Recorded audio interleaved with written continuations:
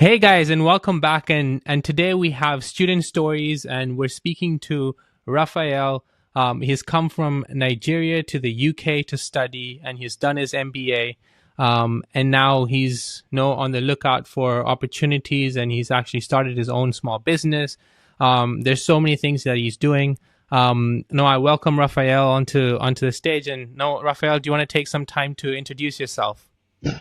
Yeah, hello guys. My name is Raphael Ogufua. I'm from Nigeria, like you said, and I based in Lagos. I've been into media for over a decade back home in Nigeria. I've been into farming. I've been doing quite a lot on the side, but the major things I venture into is media, photography, video production. I did a bit of farming before coming from my master's in the UK, and while I'm here in the UK. I continue with the tradition. I still have my studio here, still doing my photography, my video, and media work generally. generally. And I'm looking at going into my farming in a more structured way because there are opportunities that presented itself to me here. So which I'm willing and eager to tap into redefine the way farming is done. So that's what I'm doing currently. All right, perfect. Thank you. Thank you for your introduction. So what brought you to the UK? Why the UK and what brought you here? Okay, if you know Nigeria very well, you know that we are big in numbers, we are big in a lot of things, but we are not big in good government, we are not big in economic growth, we are not big in human capital development. So, and as an individual, I think I wanted more for myself. I wanted more. I know my capacity, I know what I can do with my ability, but I'm not in the right circle, I'm not in the right place to achieve what I want to achieve. This is not to say Nigeria is not a good place to go or to visit or to do anything. No, but for some people, Nigeria is the perfect place for them to grow. But personally, that wasn't where I wanted to be. I needed to be exposed. I needed to do more so I can redefine myself or redefine whatever I'm doing. So why I decided to come to the UK or why I decided to come to UWE in Bristol is not even my own thinking. I had a friend that was here that did MBA there. He left, I think, 2 years before I came. So we kept talking and he told me about the UWE and all that. I looked them up, and one thing to let me explain one thing there that is very common with everybody. Most people that will come abroad, especially Nigerians that will come abroad to study, they are not coming to study because of the school per se. We have the general mindset that any school abroad is good. Do you understand? So people come to the first thing they think of is their soft landing. Okay, where am I going to stay at least for a week or a month or to just get myself together? So that was one of the things I considered. Because coming abroad, you need to come to where Mm. you know at least one or two people that can help you, walk or show you around for you to just stabilize a bit. So that was one of the things I considered. Secondly, I look at the school and look at what the school has to offer me. Okay, it aligned with my goal prospect Right. or what I'm hoping to achieve. So that was the second thing. And the third one most people will also look at, especially Nigerians, because we are coming from a quote and unquote a poor background, we look at the cost of the fees. If the cost is not too much, okay, we'll go. But most people tend to go for a cheaper school that will offer the same thing. But at the end of the day, they have to go, they'll start going to look for a job or work Mm. somewhere very far from where they are schooling. So it's like penny wise, pound foolish. I'd rather pay more here and do my job here and stabilize here than. So basically, what brought me here is my friend's influence that said, okay, I'm here, come here. He settled. So when I came in, I was able to stay with him for some months before I stabilized. So that was the Right. main thing that brought me to UWE. All right. That's cool. Now, no, we always try to level up ourselves and we set benchmarks for ourselves. And so I think, Yeah. you're kind of breaking out a barrier and you're breaking out into reaching your vision of success and what you True. want to do with Yep. life. And so obviously you've expanded your Mhm. horizons by, doing an education abroad, and you're able to learn more. No, there's diversity. There's so many different people, different cultures you're exposed to, and that allows you to also learn a lot of skill sets which you will not learn if you were just situated in your local country, right? Now it gives you that exposure and that mindset change, and no, everything changes when you change countries, and when you change countries, you learn a lot more than just what the education can teach you. You're starting from scratch in a new place where you know nothing about. You're trying to step yourself up. You're trying to stamp your ground, where no, you're trying to show everyone else what you're capable of. So you're proving it to yourself, but you're also trying to set base in a new place, in a new environment. So yeah, it's very interesting to see.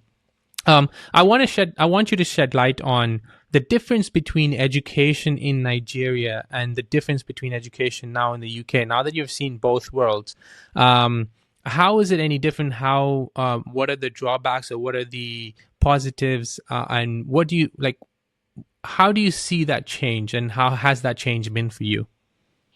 This is a very, I won't say tricky question, but I think I'll be the wrong person to answer this question. But I will tell you why I said that, and I'll also answer the question in my own little way.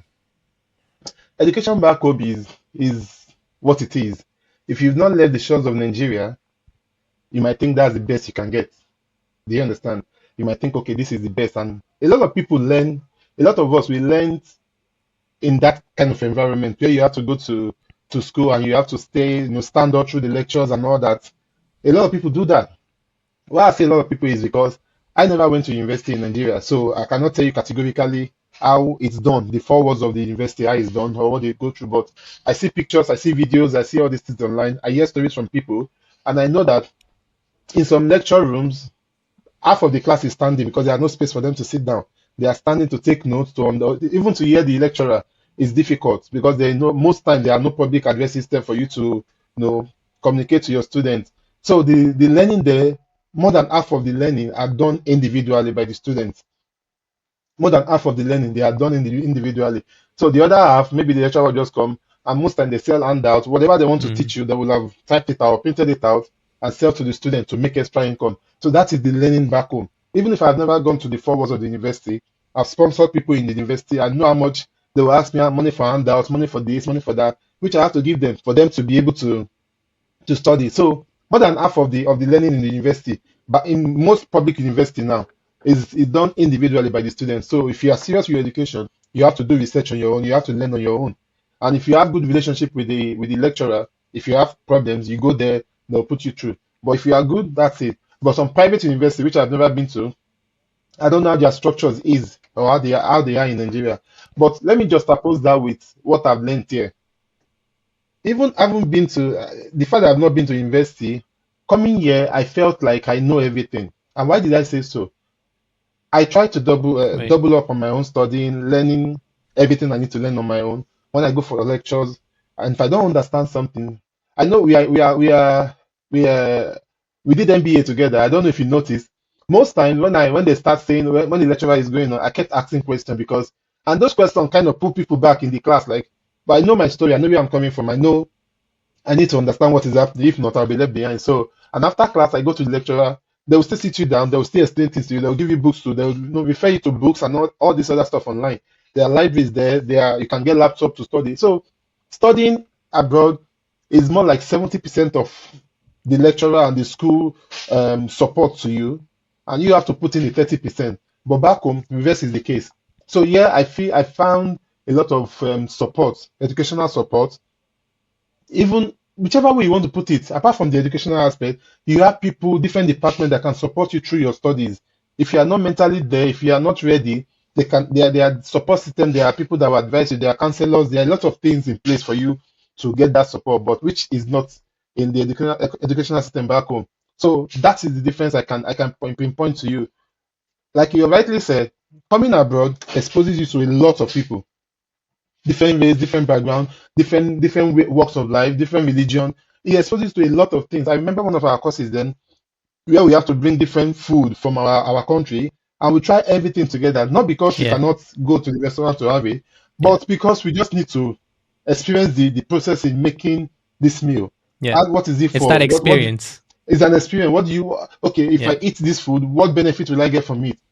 But if I'm back home, Mm, it's just my food I'll be eating. If I want to go to any intercontinental yeah. restaurant, I have to pay my way through.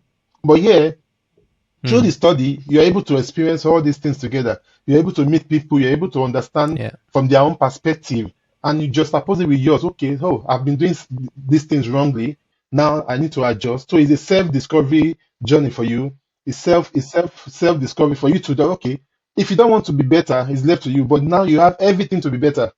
You have everything at your disposal to be better in terms of how you reason your everything. You just the support here is 100% for me. Considering where I'm coming from, the support here is 100%. So I won't take it for granted at all. Yeah, no, I love how you said it. It's self discovery. You know, you're finding yourself. You're finding how different things impact you differently, and different things how it changes you. You open your eyes to a lot of things that were unknown before. And the thing is, and the beautiful thing about traveling somewhere new is you don't know what you don't know, right? Until you actually Exactly. experience it, and until you actually see what's happening, and how the world is behaving for a certain thing.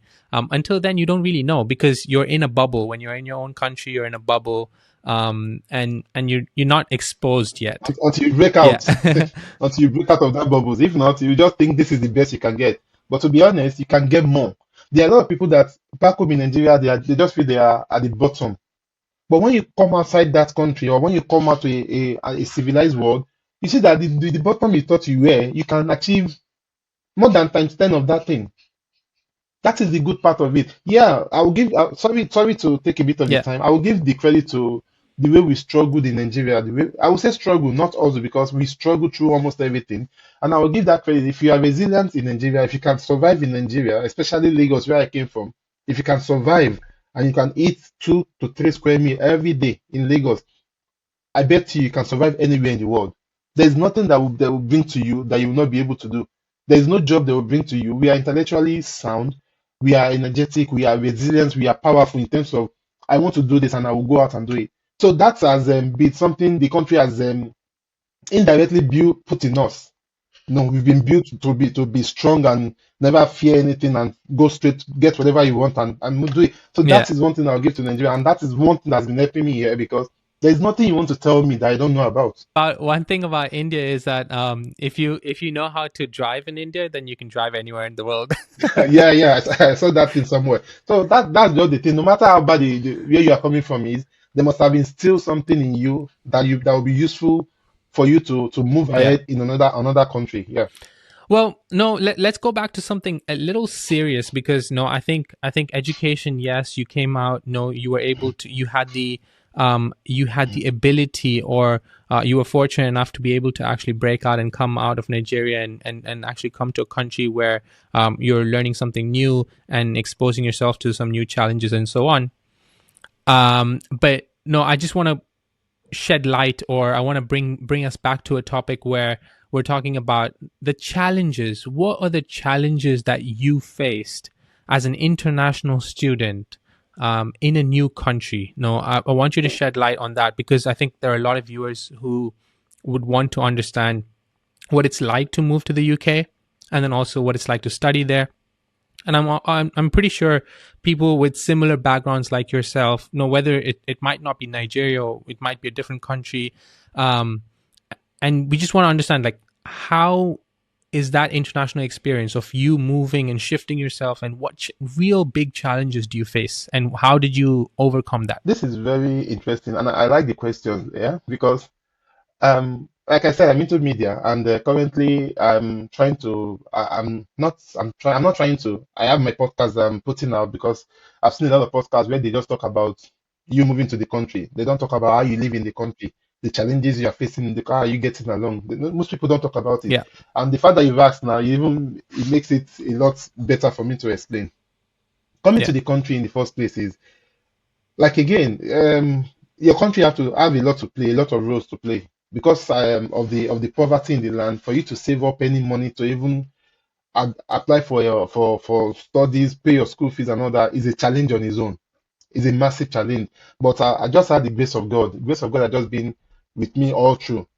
Most of the money I spent coming, I'm not sure I yeah, spent one pound of my money to come to the country. I got support, I got a loan and all that, and I'm here with my family. So that is rare in the country. You hardly see somebody that will just get you a loan or get you support you to. So that is the grace I enjoyed coming from that country to this country. Like I said earlier, your country must have yeah, imbued something in you that will help you propel in your next phase of life, which my working and my living in Nigeria and Lagos State has done for me.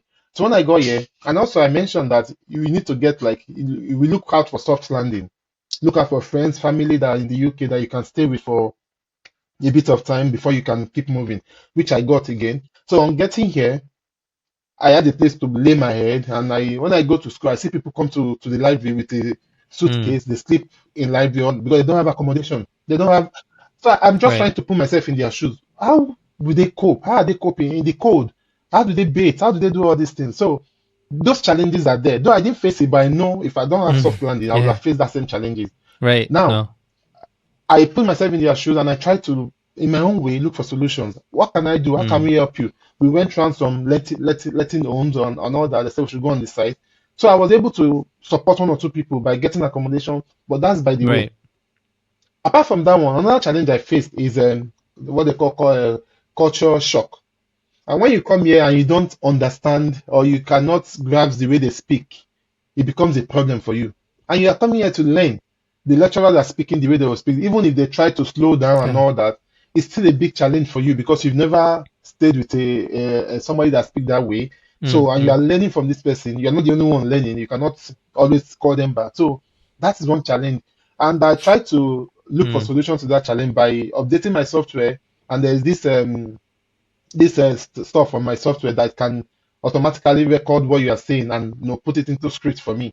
So I Okay. just put my laptop there, say whatever you want to say. When I get home, I'll listen and I will edit, so I understand better. Yeah. So technology has played a huge role in trying to support a lot of people that can harness technology. Like for example, me, I was able to use that to help myself get better and understand what is happening. So that is another challenge.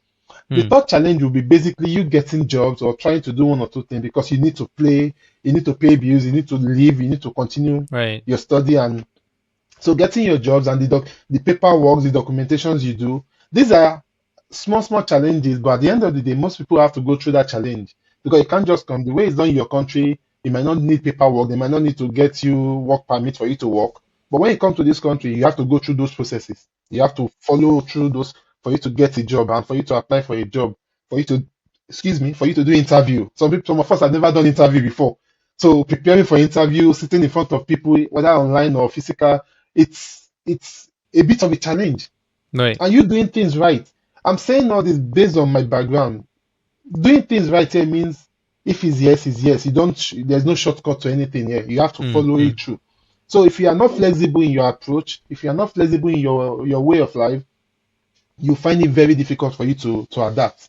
So Mm. adaptability is one keyword that a lot of people need to adjust, no matter who you are, from where you are coming from. When you come into this country, you have to Yeah. reborn yourself. You have to relearn and unlearn a lot of things. So you have to adapt. So those are the challenges I think I faced, but I was prepared for them. That's the honest truth, because I have a friend there that has told me most of these Right. things. So I was mentally prepared that when I come, this might be the problem, this might be the problem. But for those that don't have anybody here, I can imagine how challenging it would be for them to go from this point to this point, even navigating your road, the buses, a lot of minor challenges. So I think that's just the challenge I faced, and I was able to overcome them. That's amazing, man. No, no, kudos to your journey. But no, I feel like when we started our MBA program, you had a lot of people just sleeping at uni itself on the couches and so on. It's devastating to see that, but at the same time, as students, when you're going through that, it's difficult. And I don't think a lot of people talk about it, or I don't think enough people talk about it. But those difficulties in the initial phase, there's no one to actually help you to get through. Um, and it's very disheartening to, like, when you're going to a new place, because you don't have family there, you don't have people to rely on, and it's Yeah, like a shock to your system amongst all the other cultural shocks and amongst all the other things that you have to learn, exactly. that it's really difficult. And especially, and coming back to the point of, no, you're going for masters. You probably you had your luxury life, or you had a good life Life, in your country, but that money will only take you so far when you land in a new country. exactly. So it's difficult, because when you look at it, you go back home, you might have been, you had a good job, you were working, but you chose to take this no leap of faith and go into this next phase of your life. and you chose to do a master's, and then everything kind of changes and you're navigating through this whole path from working, So going back studying. to studying, Oh God. and then taking step by step, improving yourself and kind of changing things and then coming out on top. It's difficult, man. But yeah. So shed light on why you chose the master's program and not any other program. Like, for example, you said you had media experience and so on. So why did you choose to do the MBA? Let me say this. I didn't choose the NBA. The NBA chose me. And why did I say that? Like I said, I don't have a university degree back home. And the only, I think, I'm not too sure now, the only course I can do is an MBA, which does not require you to have a degree back home. It's just a managerial thing. If you have Mm, managed a company or a business for a certain number of years, you can come and do an MBA. That was my saving grace. So when I read through all these things, okay. okay, I've managed my company for over 7 years then. I've worked in an organization, I've managed things. So I think I can do it. And reading through the requirements, I saw that yes, I can do it. I had the portfolio to show my body of work over the years, and I have worked with some top media conglomerates where I can say, yes, I've worked with this with reference to all these people I've worked with. So that was why I said, okay, I think MBA is the best thing for me because I've just been doing my job as a one man business, just do it and give services to people, and that is it. And I need to make it into a proper business. I need to structure it into a proper business where I can employ people and I can support people and they can see the business aspect of what I do, not just the what people see online, the video and the pictures. So I need to put it into a business. Mm, So MBA, that was why I said, okay, MBA is the best thing for me to come and do, which gives you a bit of everything, right. finance, HR, admin, and all that. So it helps me a lot. So that was why I came for the MBA. Got it. No. And what surprised you about uni life? I mean, we spoke about how you had a cultural shock and how things are different. But what was the most surprising thing about university life? Because obviously you hadn't studied in at uni back home, so this was a complete new experience. So what was going through your mind, and what surprised you the most? To be honest, I think I was prepared for all the surprises. Because if you've not had an experience of something before, you are open-minded to everything that will come from it. That was my case because I've not experienced it back home. So I know going into this thing, Yeah. I did some research on Google. Okay, if I just general research. So as I was coming, I was like an empty barrel. Like anything that comes my way, I am ready to Mm, absorb them. Absorbing them means nothing is going to waste. Do you understand? I might filter them, but nothing is going to waste. And that has helped me a lot. I don't know if you right. know, some of our classmates, they used to call me, what's it called? Minister of Information. I don't know why they call me that, but everybody that needs anything, go and meet Raphael, go and meet Raphael.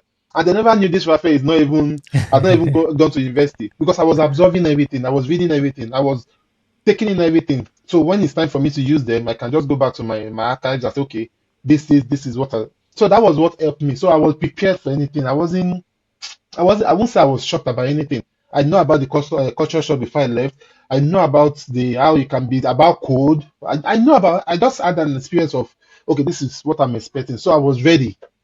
And if everybody can just, I won't say they can. Everybody should be like me. Just be open minded to all these things because they will come when you don't expect them. So when they come, don't fall under that Mm, pressure. Just try and hold on and see that you scale through. And very importantly, you need to. It's not about joining different groups or maybe right. Nigerian groups or wherever country you are from. No, it's about you looking out for people that can impact you, people that can really help you. We are over 100 or 150 in our class. But I can tell you, I pick like 5 people I can always talk to. We've finished MBA for how long now? I still talk to you. I still talk to two other people. Because looking at everybody, I know, yes, this person has something to offer. This person might Right. have something to offer.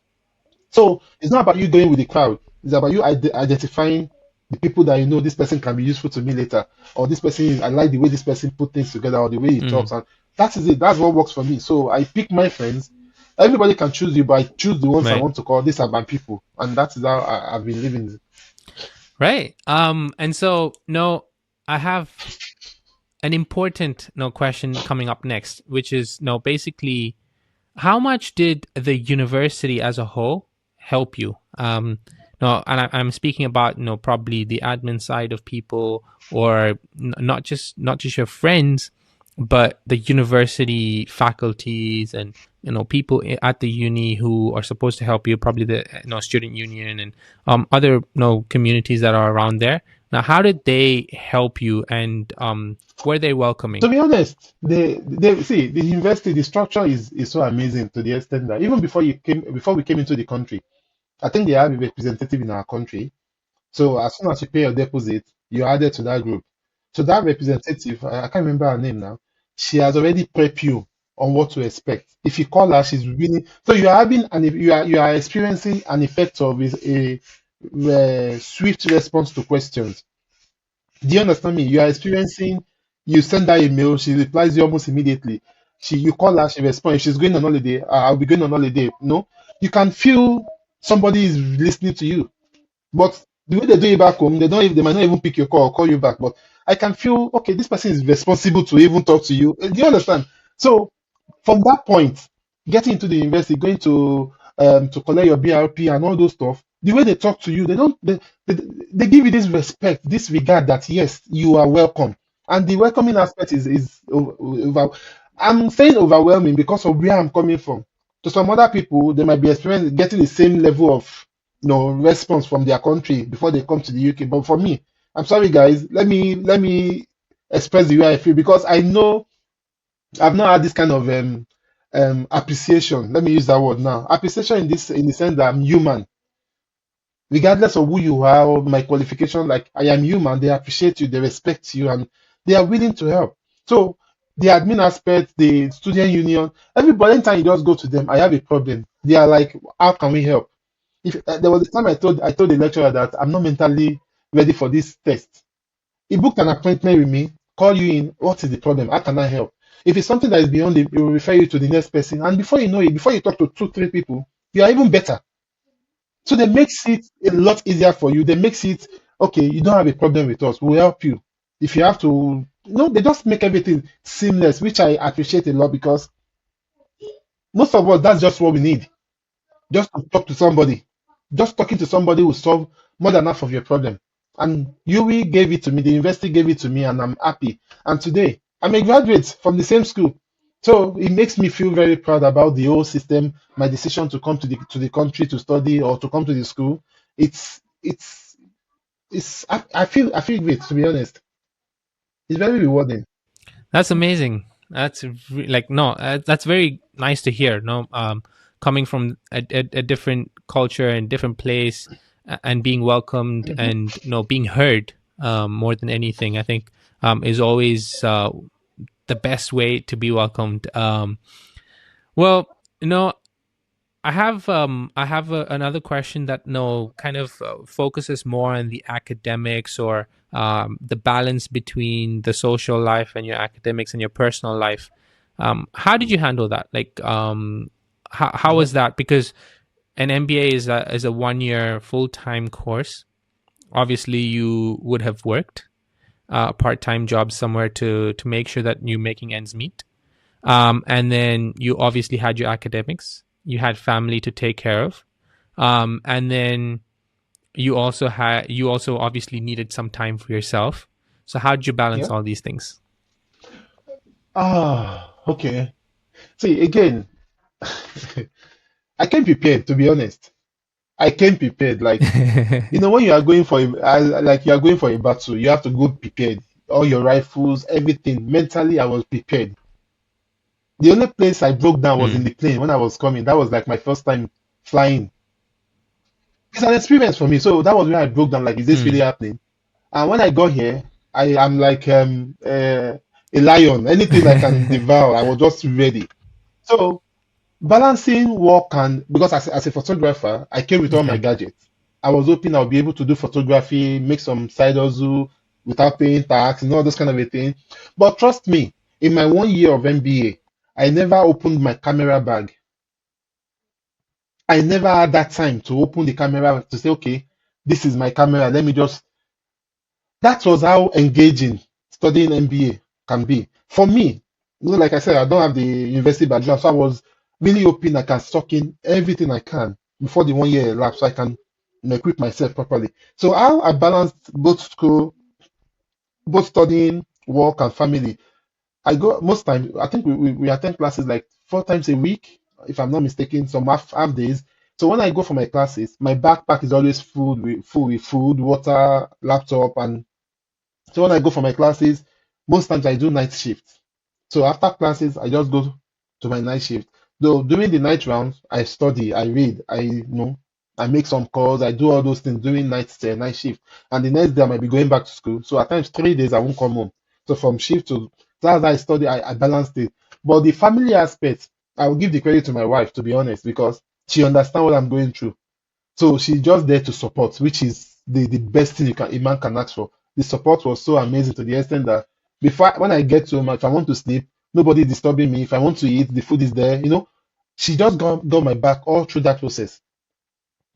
There are some things, she just take care Mm, of the home front. So my son, I said, how are you? And so I got that support I needed, and that was that's the great. best thing I could have asked for at that time. So going for classes, going to work Yeah, at night, at times during the day, balance it for me. Once in a while, I might decide to go clubbing just to ease off the body and the stress. But that was it. So the highlight of it for me is my family, is my wife. She yeah. was very supportive. So that made it a lot easier for me. So basically, you're suggesting that no, we get married before we do our masters, right? I didn't say that. I didn't say that. My point is, this is peculiar to me. I personalize the question to myself, okay? So if you don't have a wife and you think, okay, you want to come and do your master, I don't think you have any problem because it's just you. You can decide to go out and work for 1 week and not come back. But Yeah, when you have family, you still have to come back. You still have to talk to them. So if your family is giving you that yeah, peace of mind, that comfort, that shock absorber to lean on when you need somebody, that means you have everything, and yeah. that's what I got. So if you are married and you get that, fine. But if you are not, I'm sorry. I can't help you. All right. No, that's really nice, man. No, it's always nice to have supportive family, and no, I think it's one of those things that we often take for granted, and we don't appreciate enough. No, when we have supporting families around us. Uh, yeah, and no, no, coming back to the student culture. How was your experience with meeting other people? Obviously when you travel outside, it's very common to get into groups of I think you highlighted a point where you've got to step out of your comfort zone and speak to other people and actually get to know other people. um Before we go into breaking down like costs and all the other nitty gritty stuff that are really important, I just want to quickly ask you, how did you find yourself in a pool of 100 other students from different other parts of the world? Because I know in our MBA program, we had no Mhm. local students, so all of our students were international students. That was a first for UE as well. So how did you fit in there, and how do you think that whole thing panned out? Because getting into groups is one way of looking at it, and actually opening yourself is another way, right? See, I understand the question. I think I get what you're trying to say. That is when you have a structured way of learning. When you have a structured way of learning, you find it a lot easier. Now, the structured way of learning means from timetable, you know what you are going to do. From your timetable, you know that okay, we are supposed to be, we'll be in the groups, we'll be in this. Mm, So you already prepared that you are prepared like ahead of what you want to do. And finding yourself in groups, if you are not open-minded, it might be difficult for you. But like I said, I've been open-minded from the onset. Whoever I'm in a group with, it's just for me to look out for the positivity in them and tap into it. I've been in group with one of our MBA students. The guy is God. When we agree something on the group, he will go behind us and change everything to what he wants. Just imagine. So in that kind of situation, you look at why are you doing this? We already agree. We had a meeting. We've done all these things. You're supposed to submit our report, independent report before the group report. You go on the group, you change everything. This is not what we agreed on. So that is a challenge on its own. But the fact that mixing with other people in different groups makes you identify them or know them individually. When you're in the class, right. you have about 150 people, you can't know anybody. But when you are in smaller groups of 5, 10, you guys can just decide to go and have your meeting in the library or in somebody's house. Mm, So you are seeing that person, you are meeting that person, you are connecting with that person directly. So when you connect with them, oh, so you can do this. Ah, that's good. So you write our report for us. You do the research on this. You do this. So individually, everybody have their strengths and their weaknesses, and from there you can harness all these Yeah. things to your own advantage. So having those groups really helped a lot. Really helped. And the people that put them together, that is the lecturer, the school that drafted that pattern, they know what they were Right. doing because they know we are all from different walks of lives. I was in a group with a bank manager from my country, but we are in the same group. Some people are executive officers from their country, but we are in the same group. Imagine executive officer, a bank manager, but me, I've never been to anyone. But we are in the same group. They can identify, they can see that this person has your strength is this. I can see theirs, and we can all harness everything for a common goal. So that is the benefit of having a group, putting people together, and of course, but if you lose the focus, you might not see those positivity in the people. You only be seeing the negativity, like the guy that was changing everything. Yeah, we are all angry, but at the same time, I was trying to understand why he's doing Yeah. that. But at the end of the day, we passed our what's it called, group report. Everything was okay, and that's it. So out of the challenges, we were able to just announce it and push it to the finish line, which is getting good grades from it. You kind of wrapped up a lot of things for someone who's looking to Mhm. go out, right? Is to be very adaptable and open minded, and get positives out of the people around you. Um, Yeah, one of the things that I think I personally felt was a lot of students when they come out, they kind of seclude themselves to people from exactly. from where they are. No, so for example, Indians in one group, or Nigerians in another group, or Americans in another group, or we had all these little packets of people where they found their people, and that's it. And no, and then there were some people who merged with others and mingled with others, which was another way to approach this new journey that you went on. So Yeah. you had both sets of people, both people passed, no, both people did well, and all that was there. But no, again, what it's also from the MBA program, it's mostly like what you want to get out of the. I think one of our lecturers said that Exactly. as soon as we started the program, is that it's what exactly you want to get out of the program that you'll get out of the program. It's how useful you want the program to be that you'll make this program useful for your life. So if you seclude yourself, you're probably going to lose out on learning. Whereas if you open yourself and keep yourself open minded, you probably learn more, and you also get exposed to more. And even if you fail on few little things here and there, the learning that you bring out of this Mhm. whole experience of this MBA program, or your master's, or any master's for that example, will be like will be so Okay. vast that when you look 5 years down the line, you actually understand how this has impacted your progress, and how you've actually taken a different route in your journey of life. And now that's a wrap. Thanks for watching, and subscribe and hit the bell icon to continually be updated with our new episodes coming up. Thank you.